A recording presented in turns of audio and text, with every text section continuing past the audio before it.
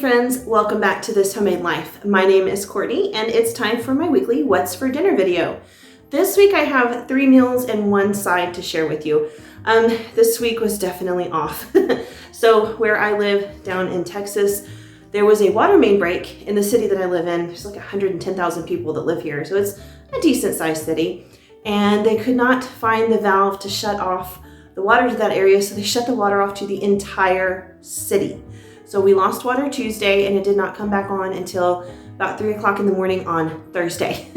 So needless to say, I cooked early Tuesday morning so we would have dinner Tuesday evening because there were so many water problems. I got it cooked ahead of time. And then we went to a hotel Wednesday afternoon because we were tired of not having any water. And so I didn't cook at the hotel. We ate out, obviously. Then Thursday when we came home, I did cook a meal. So Monday I smoked a chicken, but I did make some potato salad that I featured in this video. I might have made it before, but I really, really like it, so I did film that. On Tuesday, we had cabbage rolls, stuffed cabbage. So delicious, so good. I filmed that, and then on Thursday when we came home, I made Cincinnati Chili. I needed something that was quick and easy, and I had already thawed the ground beef, so I needed to cook it. Went ahead and made that, and that was it. My husband was off Thursday and Friday, and we were doing fun family things. So the only reason I ended up cooking that night was because we had already been eating out and we were just ready to stay at home and enjoy a nice meal. Otherwise, we probably would have eaten out again. But that Cincinnati chili is so delicious. And of course, today is Friday for me and we're eating leftovers because we still have leftover stuffed cabbage and leftover Cincinnati chili. And we just got home from doing a bunch of stuff and we ate a super late lunch. So I'm not even sure we're gonna be hungry to eat that. But that is why this video is short. Both the water issue and we were doing family stuff. We did get the water back, like I said, at 3 o'clock Thursday morning. We were at the hotel, so we weren't here for it, but we're still under a water boil notice. So everything I cooked Thursday, if you see, I was cooking with bottled water because we cannot use even our filtered water for anything right now. I'm hoping that sometime tonight they lift that, but I don't know. The water's kind of cloudy, so we'll see. Anyways, it's been a rough week out here in West Texas, let me tell you. It was the most ridiculous thing, but thankfully it is fixed now. Anyway, that's enough chatting. Again, just a couple of meals. Sorry about that, guys. Next week, hopefully I'll have more meals. But what we did have this week was so delicious. Anyway, if you're not already, go ahead and subscribe to my channel. I also do grocery hauls every Tuesday. That's enough chatting. Let's jump in and see all the meals I made this week. So this first meal was super simple. I'm going to smoke a chicken. If you don't have a smoker, no worries. You can do this in your oven. I just very liberally seasoned the outside of this with a seasoning mix that we like. You can pick any one that your family likes. It could be like Badia Complete or some kind of grill seasoning. It's totally up to you. Just make sure that it completely covers the outside of the chicken. And then I smoked mine for like 5.5 hours at 250 degrees. Same thing can be done in your oven. You can put it on a wire roasting rack or roll up some aluminum foil into balls, like 4 or 5 balls, and put the chicken on top of those inside a pan. That way it can roast all the way around. And this is the result. It was so good. And as you can see, there's juices everywhere. So tender and delicious. To go with it, I did make this potato salad. I've made this before. It's like a white dill potato salad. It's something I threw together a while ago, and I'm fairly sure that I filmed it. I did change it from the last time I made it. The last time I made it, I included dill pickles, but I kind of felt like they were a little harsh, so this time I kept them out, and I think the happy medium would be to include a very small amount of dill pickles. Anyway, I started off by slicing up a couple of green onions. You can do as many as you want or as few as you want if you don't love them, but they really bring a great flavor to this. You could do chives instead of just like whole green onions. And then I am shredding up some fresh dill with my herb scissors. I am including a link for those down below in the description box if you're interested in them. I got them from Amazon and I love them. They make chopping herbs so simple. Anyway, once I had the green onions and the dill in a bowl, I went ahead and mixed in some mayonnaise. There's not a lot to this, and I'm not sure if I showed it in here, but I did, of course, include some salt and some pepper as well. But I like to go ahead and mix up the mayonnaise dressing stuff first, and then add the potatoes to it. I'm kind of eyeballing how much I need, and I might need to add a little bit more mayonnaise later. Sometimes it works out that way, but I like for this to kind of mix together and hang out in the fridge for a little while the potatoes are cooking, because it really does flavor it like a dressing. and it just brings a better overall flavor to the potato salad. So once my potatoes were done, I didn't boil them quite as long as I did last time, so they held their shape a little bit better this time. I went ahead and mixed it really, really well. The heat in here is going to really help the dill and the onion release their flavor. And of course, you want to go ahead and taste this and make sure that it's seasoned really well with salt and pepper and stuff. Potatoes soak up a lot of flavor and they can get bland, so make sure it's the way you want it. Then I let this just hang out on my counter covered for like 30 minutes, and I popped it in the fridge to chill so it'd be nice and cool at dinner time. And there it is. I served it with honeydew melon, some of that chicken, and a slice of homemade bread. So on to the next night. So this is the stuffed cabbage or cabbage rolls. I've heard it by both names. Now normally you would definitely make these with green cabbage. The leaves on that are typically bigger and it's a little easier to work with, but Walmart accidentally gave me this for free. Somebody else had ordered it and it got shoved into one of my bags. I called them about it and they didn't want it back. So I then had a cabbage that I was like, well, I got to figure out something to do with it. And this was perfect because my husband actually really, really loves this dish. This was the day we started having water issues. So instead of boiling this on the stovetop like I would normally do, I decided to use my pressure cooker.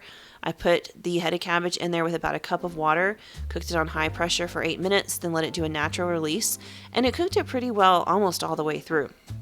So then I just kind of let it cool and started gently pulling the leaves off. I cut the core off first and I pulled away as many as I could. I did have to get in there a couple of times and cut away at the core a little bit. And of course, it's still pretty hot. I don't know if you can tell, I keep yanking my hands back because it's a little warm, but I needed to get going because the water was down to a trickle at this point, and I knew I was going to need to run my dishwasher, which, spoiler alert, I didn't get to. We lost water before I could run it, but that was okay. We did have dinner for this night, so it was something. But anyway, I pulled off as many leaves as I felt were going to be useful for this. So these are small. You don't want to stuff the tiniest leaves. You want them to be decent enough sized. Once I got to a point where I felt like they were just too small to make a decent cabbage roll, I stopped. And then I set those leaves off to the side so I can make the filling. I started off with probably about 1.5 pounds of ground beef that I had thawed in my fridge. And to it, I added about a cup of rice. Give or take. I didn't measure, as you can see. I was just kind of putting it in and eyeballing it. Now, recipes usually call for uncooked rice, but I decided to try something new and put in cooked rice, because a lot of times when I put in the uncooked rice, there's always going to be a few like little grains of rice that never cook all the way through. So I definitely liked this better. I also added in 1 egg as a binder. I added in some Worcestershire sauce for flavor. It's got that big beefy flavor that's so delicious. Some salt and some pepper. I'm going to toss in some garlic, and then I don't think this is in the recipe that I'm going to list below in the description box, but I added some ketchup. I just like that tomato flavor in there. I think it really helps tie everything kind of together at the end, and it just kind of adds something extra to it. So I put in probably like 2, maybe 3 tablespoons of ketchup. Not a whole lot, just a little bit for flavor. And then you got to mix it with your hands. I have gloves on, of course, but you've really got to feel the texture of it. Make sure it's not too wet and not too dry. In my case, I did end up needing to add a few breadcrumbs. Sometimes I do and sometimes I don't. Today I did need to add some, and I was taking into account the fact that the rice was not going to be soaking up a bunch of liquid because it's already cooked. So I wanted to make sure that these were the right consistency. You want it to be like meatballs or meatloaf, that kind of consistency. So once I had gotten everything incorporated, I could feel that it was just a little bit too wet. So I went ahead and just kind of eyeballed in some breadcrumbs just to kind of get it to the texture I wanted. It didn't take very much, maybe a 1/4 cup or so. And once I added those in, I mixed some more, made sure they were incorporated well, and then I kind of just went to town stuffing some leaves. So if you have ever rolled burritos or egg rolls, things like that, we're basically doing the same thing, only instead of a tortilla and instead of an egg roll wrapper, we're going to just use cabbage leaves, which is a little bit more complicated. These are cooked, so the stem part of it's still really nice and sturdy, but the leafy area can get really, really delicate. So you'll want to be careful as you roll these. Basically, just put the meat mixture in there, and I go kind of heavy with it. Sometimes I might go too heavy, I don't know. And I just try to make sure that it's encompassed, like a little package in there. Again, these leaves are small. It is much better with green cabbage because you can really roll it up. And it's okay if your leaves have a few holes in them.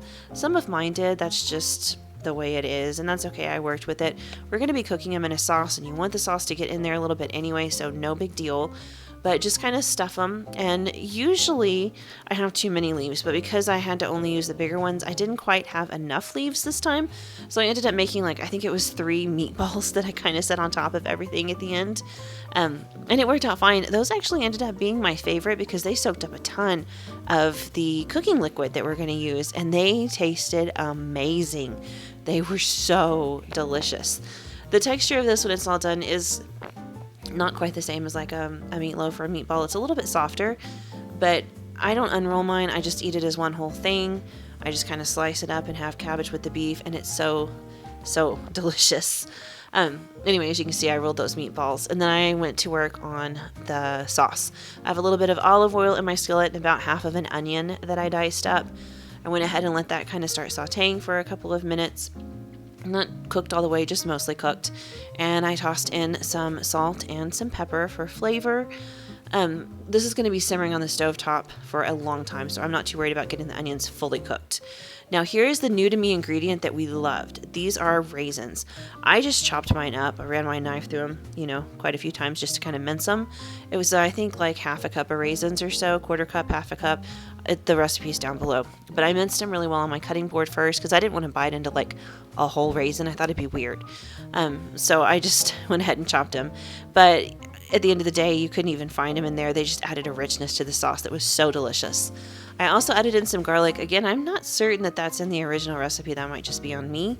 And then I added in, you're supposed to do 28 ounces of crushed tomatoes. So I had 1 can of crushed tomatoes and 1 can of diced. You work with what you got, right? So I did that, and it's fine.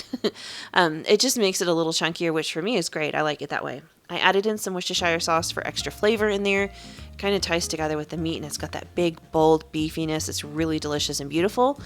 Then I added in a little bit of brown sugar. It keeps the sauce, it's not sweet, but it's not bitter at all. You would think it would be bitter from like all the tomatoes and stuff, but it is not. It really just takes away that bitter acidity that comes from canned tomatoes and different things that we're putting in here. So once everything was mixed together and it was simmering, I went ahead and just kind of shoved my cabbage rolls down in the sauce. Now at this point, a lot of people toss this in the oven. I've never done it that way. I always just cook it on my stovetop, and it comes out perfect for me every time. But I shove all the cabbage rolls down. I try to make sure that they're all in the sauce. And then the meatballs were on top, and of course as it simmered, the sauce came up and covered them. It was perfect and delicious. But I make sure everybody is down there in the sauce, and then I just put the lid on and I simmer it for like an hour. And your meat is cooked all the way through. It's delicious. The sauce is soaked into everything.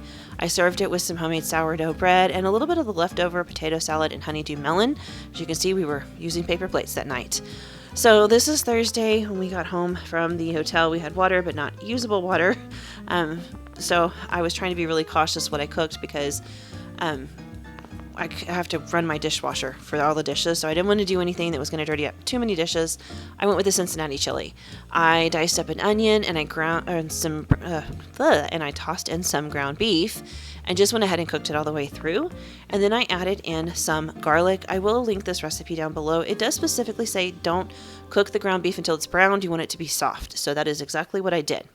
I'm now adding in a couple of teaspoons of apple cider vinegar.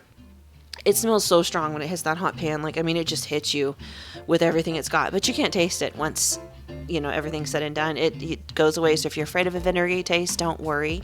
You can't taste it in there at all. I did add in some salt and some pepper for seasoning and flavor. Gotta have salt and pepper in everything, right? I went ahead and as I added everything, I went ahead and kept stirring because I was trying to keep it from browning too much on one side. It does call for quite a bit of chili powder. Again, check out the recipe down below. I'm not crazy. It calls for a lot. So I added a lot of chili powder. This does have a lot of spices and seasonings in it. It does not taste like regular chili, and it certainly does not taste like regular pasta sauce. It's a taste all its own, and it is so delicious. I love this meal. I love it so much. Next, I'm going to add in some cumin. This is not my favorite spice, but I can honestly tell you this is one of those dishes where you have to have it. It would not taste right without it, so I went ahead and added it in. I think it called for like a teaspoon or a half a teaspoon. It was a lot of cumin.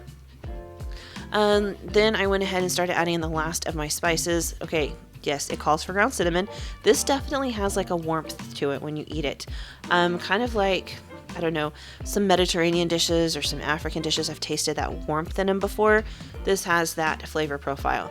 I also added in some allspice, and the recipe calls for cloves, which I thought I had and I did not. So if you're making this at home, you need some cloves too. Tasted fine without them, but I think it tastes better with them. Here's another strange ingredient, cocoa powder. You can't taste it. It's like 2 teaspoons. It's not much, but it doesn't taste right without it. I made it one time without it and it was different. It wasn't bad, but it was different. You've got to include the cocoa powder. Again, I know this recipe sounds so weird if you've never had it before, but it's so delicious. And some more brown sugar. We're cooking with brown sugar a lot this week. I think it only called for about a tablespoon, so that's about what I tossed in. I think this is really just to keep the acidity from the tomatoes at bay, because we're about to add in some tomato sauce. The recipe also calls for beef broth, which, as I've said before, I don't keep broths on hand, so I just mixed in some of this beef base, and then I added in the water to make. It called for 2 cups of broth. I did like 1.5 cups, and I reserved the rest because at the end we're going to be stirring in tomato paste, and I wanted to be able to add it in if I felt like it was getting too thick. So then once you've added the water in, you add in a small can of tomato sauce, and then you simmer this on the stove top. It says for like an hour. I only needed to simmer mine for like 20 minutes or so, and it had simmered down enough where it was really, really thick. So I would keep an eye on it. It might not take that whole hour. Once it was simmered down enough, I did go ahead and add in the tomato paste, and then I added in the last of my water because it had really gotten like super tight. It wasn't saucy anymore. And it's a chili, so it's supposed to be thick, but not, not that thick.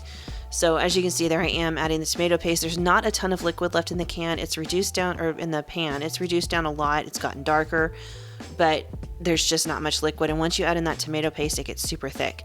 So just kind of watch your consistency, because you may need to do what I did and add in some extra water at the end. And then once you do this, it's pretty much done. You serve it on top of spaghetti, and the important thing that I have read is a ton of cheddar cheese on top, which I did not do a ton, but I did put some on there. But you're supposed to put like a mountain of cheddar cheese. Anyway, you guys try this one. Let me know what you think. It's so delicious. I hope you guys enjoy it, because we certainly did. Alright guys, that's going to do it for this week's What's for Dinner video. I hope you guys enjoyed it. Again, I'm sorry there weren't more meals. It has been a rough week out here for us. Thankfully, things are looking up, and hopefully our water is clean again soon and we can cook with it and things like that. Right now, I'm having to put everything in the dishwasher because of the water boil notice. You have to boil your water for 5 minutes and add all this bleach and stuff if you want to wash your dishes by hand.